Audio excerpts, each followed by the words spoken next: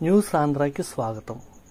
One day క్రికెట్లో అత్యధిక డబ్బులు ఆర్జించిన భారత ఆటగాళ్ల జాబితాలో ఈసారి విరాట్ కోహ్లీ, రోహిత్ శర్మ చోటు దక్కించుకోలేకపోయారు.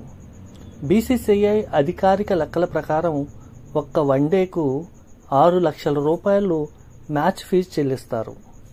వార్షిక కాంట్రాక్ట్లో వచ్చే డబ్బుకు అదనంగా మ్యాచ్ ఫీజులు ఇస్తారు. వన్డే ప్రపంచ కప్ నేపథ్యంలో క్రికెట్ టీమ్స్ అన్నీ ఎక్కువగా 50 ఓవర్ల ఫార్మాట్ మ్యాచ్లే ఆడాయి. టీమిండియా అయితే ఏకంగా 35 వన్డేలు ఆడింది. ఇందులో 27 విజయాలు నమోదు చేసింది. 8 ద్వైపాక్షిక సిరీసుల్లో 7 గెలిచింది. భారత్ వేదికగా జరిగిన వన్డే ప్రపంచ కప్లోనూ వరుసగా 10 విజయాలతో ఓటమెరగని జట్టుగా ఫైనల్కి చేరింది.